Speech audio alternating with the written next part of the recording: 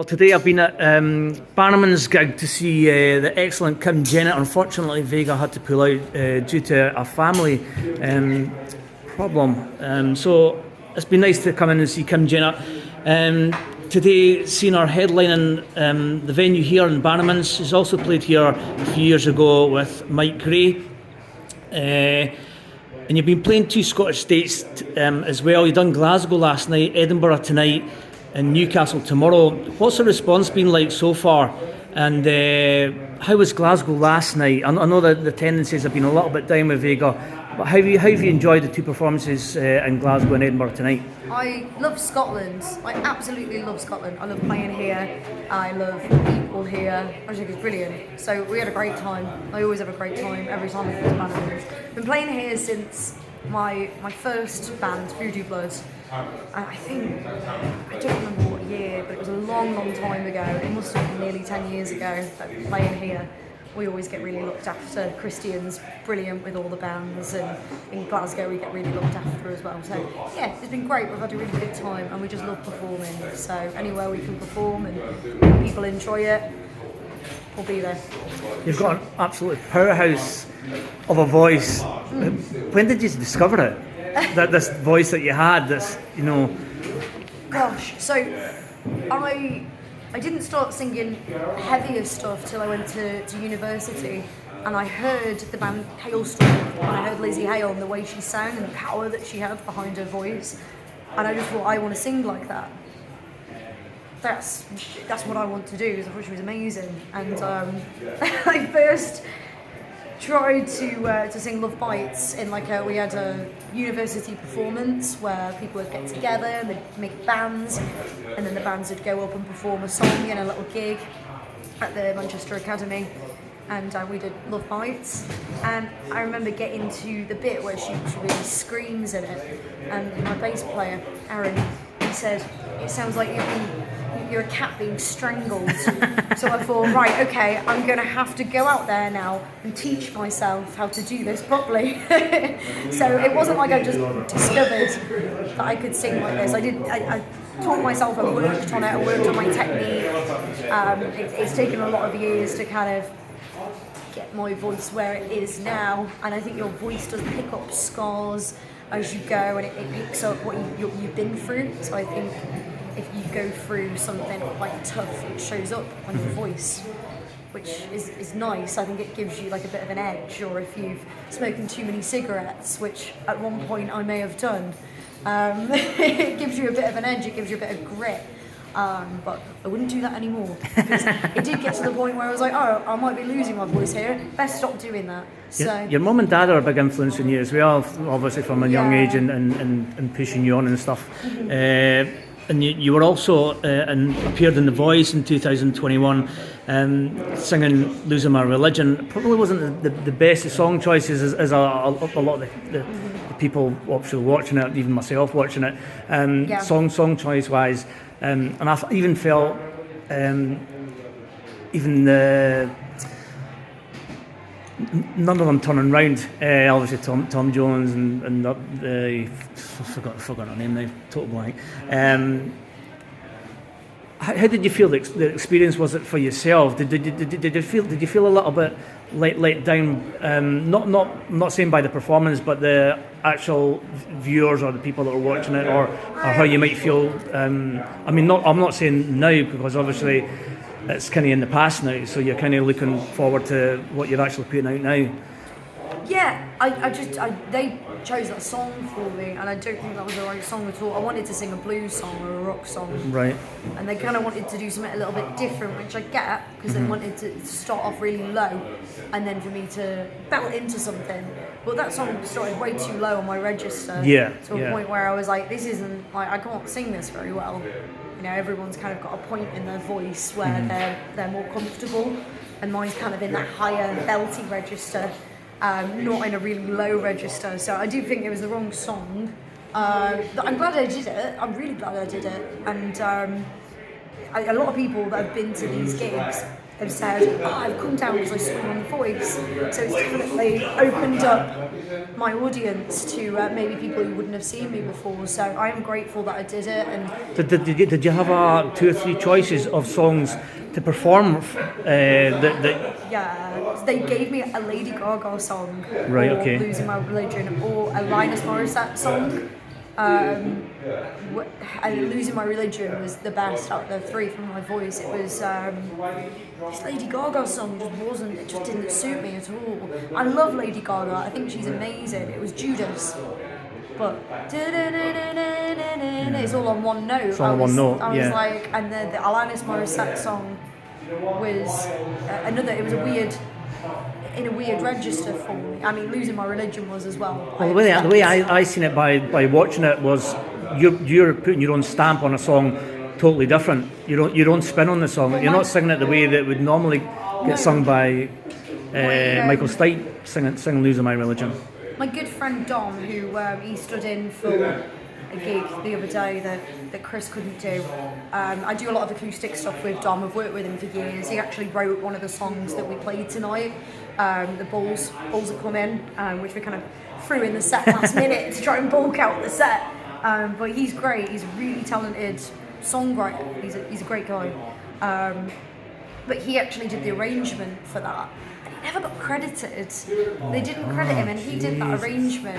I don't want to talk dirty about The Voice because I don't think it was anyone's fault.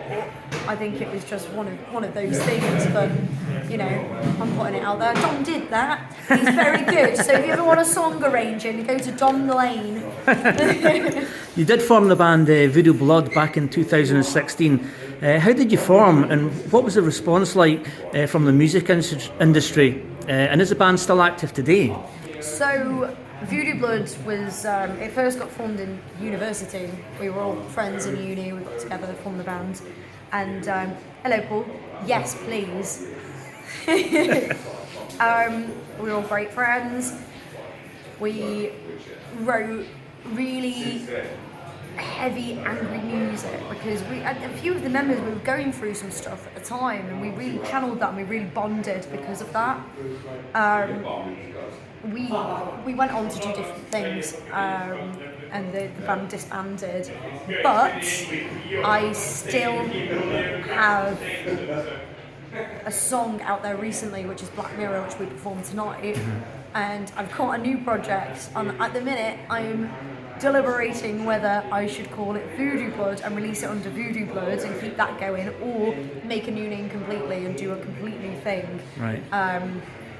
So it is possibly active still. And if I write a song and I think it's right to release it under Voodoo Blood, I will. But obviously we play a few of the Voodoo Blood songs. They mean a lot to me. They really mean a lot to me. That was a big part of my life, and the guys in Voodoo Blood were a big part of my life.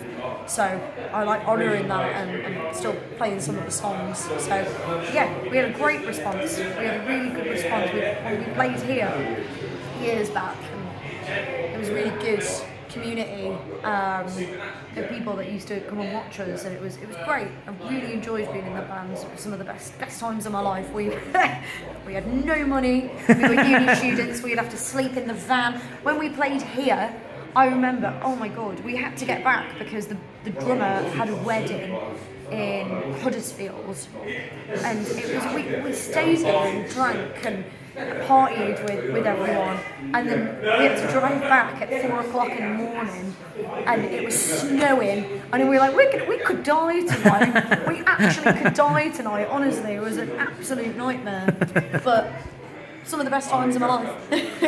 So you have toured with Black Star Riders as well back in 2018, Yes. and went on tour with Mike Gray, what I was fortunate enough to see a couple of years ago. What a fantastic audience it was back then. It was absolutely jam-packed Yeah, in it here was. Yeah. from Jagged Edge. What was the experience for you on that tour like? It was great. I mean, obviously Black Star Riders, incredible band. I'm a big fan of Thin Lizzy as well, so I was like, oh wow, this is incredible that we're supporting them. And Scott Gorham came up to me before one of the gigs, and I was like, oh, this is amazing, hello sir, because they let us use, I'm a lady, and I wanted some privacy when I got changed, and we didn't have a dressing room for one of the gigs, and they were like, oh, come join us in our dressing room, and they were really kind to us, but he came up to me before we went on, and he was like, don't be too good tonight. I'll never forget it. He's just, he's such a great guitarist, and we had an absolutely fantastic time. Brilliant. If there was one band or singer you'd like to collaborate and go on tour with, who would it be? Oh, that is a question and a half. We were actually talking about this the other day with the band about who we'd like to join if we could join any band, and I think mine would be, who is my wallpaper at the minute, is Miss Miley Cyrus. Miley Cyrus, okay. I love Miley Cyrus, and her Glastonbury performance, and she did some Led Zeppelin covers, and she's recently covered Zombie. So you covered Tonight as well, yeah. Which we covered tonight, and I just think she's absolutely brilliant. Her voice has really matured. I was a fan of hers when I was younger, and now I'm older, and she's older, and also I'm still a fan. And she's got a real grit to her voice now, and she's such an amazing performer. I love her, and I know it's not a band, but I'd like to collaborate with Miley Cyrus, and of course Hailstorm, because that's the reason why I sing the way I do. I actually bumped into Lizzie Hale backstage at Downloads Festival, and everyone was like, go and say hi, and apparently she's really lovely and really sweet and really kind, but I was so nervous and I was so starstruck, and I don't usually get starstruck, but Lizzie Hale, and she's so tall and she's such a presence and she's so gorgeous, I was like, I can't speak to her, and I bottled it, and I didn't even speak to her, I just kind of looked at her like, hello, I love you. So yeah, unbelievable. 2020 was a difficult year for pretty much everybody. Being self-employed, it's even harder. You took to social media doing the Zooms. How difficult was that experience, not actually being able to perform to an actual audience, and financially for yourself? I'm going to say something a little bit controversial here. I really enjoyed that time, and it was an awful time, and it was really hard. But obviously I'm a self-employed musician. I do this full time. When I'm not doing this and doing my own stuff, I do cover gigs, I will sing for anyone, I do a lot of session work and things like that, recording. So I do this full time, and it's hard, it's really hard. But during COVID, I had my live stream Sunday. Every single Sunday, people would tune in and people would really kindly donate. And I had a really, really nice time just connecting with people that, some people that wouldn't usually be able to come to the gigs. We had someone who was quite ill, who had cancer, who couldn't come to my shows, but they watched me every week on live stream Sunday. And he was messaging me, he went in for an operation, he was like, I'm going in now on the live stream, and everyone was wishing him luck. And it was just a nice community, and I think it's there is a lot of negative about social media, but the one positive is things like that. It can bring people together in a way that they wouldn't usually be able to, or there's people across the country that watched it and stuff as well. So I did genuinely really enjoy doing my live streams, and I was considering bringing it back at some point, maybe in the winter when people don't want to go out to gigs as much. We'll see. It's just I tried to bring it back, and no one watched it because everyone's out at gigs. So I was like, well, let's go and play some bloody gigs. You created an alter ego as well under the name Zimber. Yes. What was your idea behind this? I wanted to just do some pop stuff because I listen to a lot of pop music, and I just thought, oh, I'll put a pop song out, because I write in my spare time. A lot of people like to go out to the pub with their friends, but I don't have many friends, so I sit on my computer drinking wine, writing pop songs. That's what I do for fun. And I was like, I wrote one that I was like, it's quite good, this one, I'd like to put it out there. So I was like, well, I should put it out there as there's this. And the Zimba name, I don't know where that comes from. I just made it up because when I was on The Voice, they recommended that I changed my name on Facebook. So people would be directed to my music page rather than adding my personal page. So I was like, Kim, I had an ex-boyfriend that used to call me Kimber, and I was like, Kimber, no, it's too similar to Kim. So I was like, Zimba, that'll do, and It's stuck. I just made it up, and I've not released anything else under it, but I am working on music at the minute, but I don't think it's a strong enough name, so I'm deliberating, changing it up a little bit, and seeing where we go. But I'm really proud of this new stuff. I want it to be right, so I've got to think of the right name for it. So will new music be coming out? As I say, the band change. What is in the pipeline for you for going into 2024? I've got a great booking agent, and he has got some stuff in the pipeline I'm not allowed to talk about yet, but there'll be more live shows for sure. But I'm really, really wanting to go into this new project more and do more recording before I come out too much again and separate it from Kim Jennett, so I can still come out as Kim Jennett and play these great songs and do these gigs, but I'm going to put a lot more of my time and effort into this new project, which is heavier. It's more my friends that I've heard it have compared it to like Bring Me the Horizon. It's quite heavy pop stuff. My mate Ben, who's playing in the band that are supporting us tomorrow, Eddie and the Wolves, he plays drums for them. He's recorded it for me, and he's an absolute whiz. And he's put a lot of synths on there. He's made it sound huge. So we're working on a few more tracks. I'll be recording that a lot more and working on that. So it's confidential at the moment. I mean, it kind of is. I'm not going to release it yet until it's right. But I don't have a name yet, so there's not really much to hide. There's just, I can tell you, it's very good. I'm very, very proud of it. And everyone that I've showed it to has been like, this is what you've needed to do for years. You've needed to write music, because a lot of the songs that I perform were written for me, so it's nice to be able to be creative and write my own music. How many songs did Mike write for you then? Mike wrote a lot of my stuff. Mike wrote, so any song that was released under Kim Jennett that you can find on YouTube was written by Mike Gray. Wow. And then I also cover one of his songs in my set, which I did tonight, which was Counts for Nothing. I mean, there's a couple that were written for other people as well. So Love Like Suicide was written for that was a Skin song for, wasn't it? It was, yeah. And then he gave it to me to release, which was great. So it's kind of a little collaboration there. But I'm in talks with him again about possibly releasing something, so we'll see how that goes and see what we can do. But as you know, financially... Do you think you might go back on tour again at some point with Mike? I know he's kind of been out of the picture for quite a wee while. He's sort of doing his thing, and we'll see where it goes. You know, I've handed up the olive branch. Obviously, I'd been away for a while as well. I was touring America doing merch for bands, and I'd been touring around, and I've kind of been away from the scene. So when I came back, I thought I'm going to reach out to him and see if he'd like to release this stuff, because I'm really proud of it, and I think he's a great songwriter, and I would love to get this out into the world. But as you know, it's hard. It's financially, it's hard to do something like this and to release music. It costs a lot. It costs a lot to tour. You know, even when you have full packed rooms.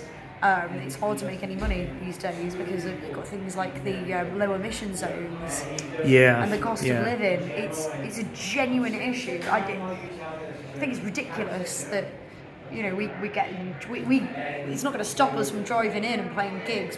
That's what we do, and we're getting charged. I think to go into Glasgow it was like £60 a day. Yeah, and then it's like, well, how are we going to make any money? It's really difficult. It's really, really difficult. I'm going to hammer that point in that it's ridiculous. Yeah. You know, so it's hard. It's hard to make money doing this, but I'm so determined to make a living out of doing what I love doing. Because I've worked in bars and I've worked in shops, and I've honestly wanted to bloody top myself because this is what I was born to do. So if I don't succeed, You've had your struggles as well in the past. We'll obviously touch on mental health as well. I'm bloody mental. No, in a nice way. For Absolutely mental. sometimes you've been up and down as well with your own mental health and not been in a good place, and you've got to try and get out of it. And it's so hard. It's such an up and down industry, especially when you've done something like this. Yeah.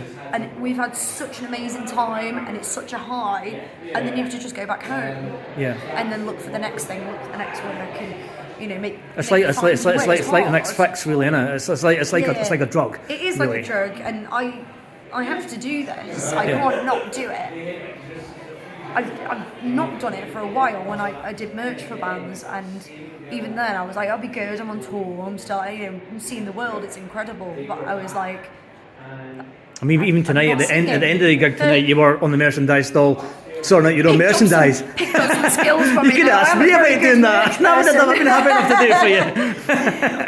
I have to do it myself now. I think I'd get stressed out if someone else did it for me. I've got my system, I know what I'm doing. If people wanted to get in touch with your music, then you're on Facebook and Twitter and Instagram. And Facebook, Twitter, Instagram, TikTok. Shit at TikTok. Sorry, can I swear on Yeah, you can. I'm shit at It's just gone on my YouTube channel. I do try. So I'm on YouTube, I'm on all of them. Find me everywhere. Google me, I'm on all of them. I'm quite active on Instagram especially. So I like popping silly little things on my story with my daily life and my music life, but mainly just like my dogs and me at the gym and stuff. Well, I wish you all the very best for your last gig tomorrow in Newcastle. Thank you. I hope it goes really well for you, and I hope you got a good turnout for it tomorrow night as well, and you blast what do you call them now? What's the Newcastle slang for the Newcastle? The slang for Newcastle, I don't know, Newcastleians. I don't know. Why, aye, man? Yeah, I can't remember. Why, aye, man? Yeah, it's went over my. It's too Something late like now. that. Yeah, Thanks very much for the interview. I really appreciate it. It's been I wish you great. all the very best Thank for you. when you release out new music as well. And good luck for tomorrow's gig as well. I wish you all the very best. Thank you for speaking with me. Thanks very much, It's been Kim lovely. Jennett. Thank you. Cheers. Bye, everyone.